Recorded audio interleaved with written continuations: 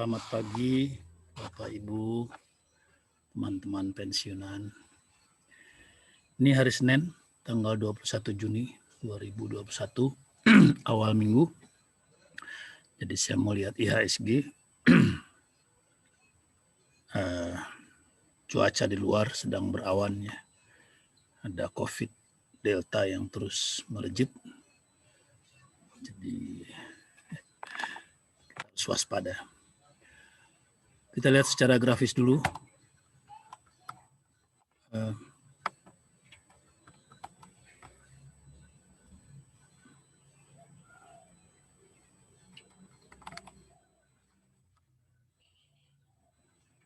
Ini yang hari ini bursa sudah dibuka. Pagi ini IHSG langsung turun ke bawah MA20.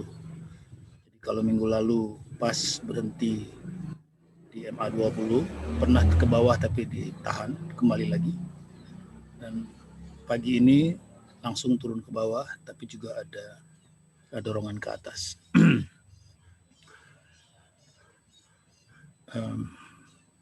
Jadi dari grafik harian ini kita lihat kemungkinan untuk IHSG terus turun ke bawah ya peluangnya. Karena MA20 sudah jadi resistance. Kemudian kita lihat grafik mingguan sejak awal tahun ya, sejak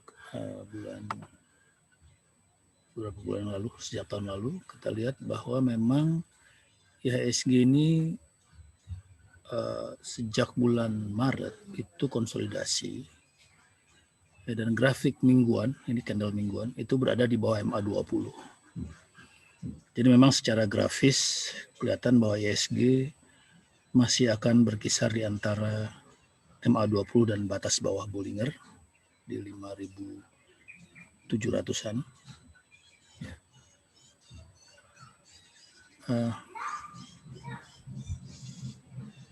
MA20 ada sekitar 6.000.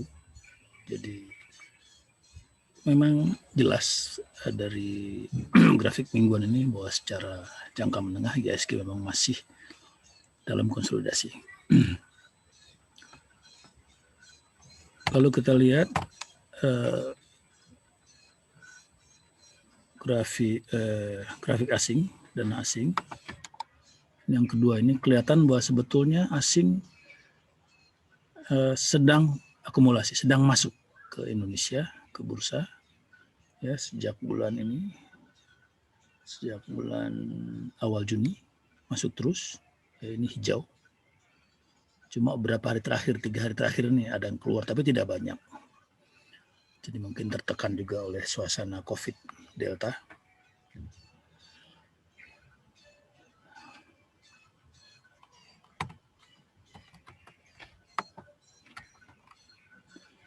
Ya, jadi intinya memang ada COVID Delta melejit, cuaca berubah tiba-tiba. Dan kalau cuaca berubah ya karena informasi COVID ini, momentum grafik juga bisa tiba-tiba kadaluarsa ya. Misalnya minggu ini tiba-tiba kelihatan COVID melejit tinggi, ya momentum yang ada di grafik tentu tidak lagi bekerja, tergantikan oleh suasana yang baru. Jadi kita harapkan saja bahwa COVID ini segera terkendali. Hari Minggu kemarin saya lihat masih naik tajam. Ya ini. Tapi saya sendiri sih merasa ini akan terkendali juga. Tapi ini pendapat pribadi ya. Karena India saja terkendali. India sudah turun jauh. Jadi memang ini soal disiplin masyarakat. Kalau kembali disiplin, kemudian pemerintah melakukan kebijakan yang diikuti, tentu akan terkendali kembali. Baik juga vaksin sudah ditingkatkan terus. Ya, tapi ada guncangan, tentu ada suasana begini. Barangkali yang lebih penting lagi kita lihat adalah kekuatan ekonomi nasional. Karena COVID sudah berlangsung setahun lebih, sehingga pertanyaannya, apakah negara kita akan mampu menahan dampak ini secara ekonomi? saya lihat sebagai awam, saya melihat solusi yang paling jelas bagi negara adalah menambah hutang.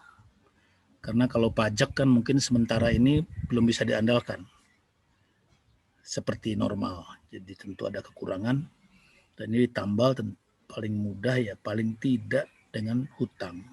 Ya, kecuali ada jalan lain. Lalu jadi saya lihat peluang untuk hutang.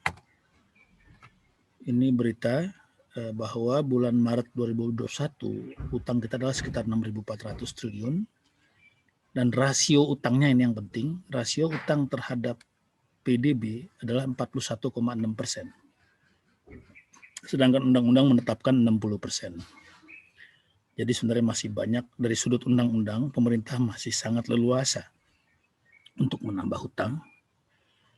Kalau pemerintah menambah hutang 500 triliun saja, ini rasionya masih sekitar 45%. Jadi masih jauh di bawah ketentuan undang-undang. Kalau sampai 1.000 triliun, ya masih di bawah 50%. Jadi secara normatif, pemerintah masih bisa melakukan tindakan-tindakan yang diperlukan untuk mengendalikan ekonomi. Tapi selain kita lihat angka undang-undang, kita lihat juga sejarah. Waktu Presiden Soeharto lengser tahun 98, itu juga karena suasana hutang yang tidak baik. Pada saat itu hutang adalah 57,7% dari PDB. PDB ini adalah ukuran ekonomi nasional. Jadi memang sudah tinggi. Lalu pemerintah jatuh dan di zaman Habibie naik sampai 85,4% dari PDB. Dan waktu Gus Dur naik itu bahkan pernah menjadi 88,7% dari PDB. Jadi negara kita pernah mengalami situasi yang jauh lebih buruk. Dan terbukti kita bisa membaik kembali. Jadi kalau belajar dari ini, sebentar ini tahun 2001 ketika Ibu Mega menjadi presiden, hutang adalah rasionya 67,2%, jauh di atas saat ini. Jadi kalau lihat dari sejarah ini, tingkat hutang yang sekarang terhadap PDB adalah masih jauh lebih baik. Jadi saya sih optimis bahwa pemerintah akan bisa mengendalikan situasi secara ekonomi. Tentu akan ada perjuangan tertentu ya tersendiri untuk memperbaiki ekonomi. Tapi saya merasa situasinya bisa terkendali. Karena itu dari sisi saya tinggal masalah COVID saja. Kalau begitu COVID terkendali, maka saya anggap penurunan harga saham saat ini adalah diskon. Saat ini memang masih sulit menentukan situasinya, tapi kalau minggu ini COVID terkendali, ya, artinya tidak lagi melejit. Saat ini 13.000 lebih. Ya mudah-mudahan tidak sampai 15.000 minggu ini. Kalau itu bisa terkendali, saya kira turunnya harga saat ini akan saya anggap sebagai diskon. Jadi saya akan melakukan transaksi-transaksi yang sesuai dengan itu. Demikian pendapat saya, belum tentu benar. Mudah-mudahan ini bukan longsor. Bagi saya masalahnya diskon atau longsor. Saya berharap ini bukan longsor, tapi tentu kuncinya ada pada pengendalian COVID. Terima kasih, selamat pagi, sehat selalu, salam.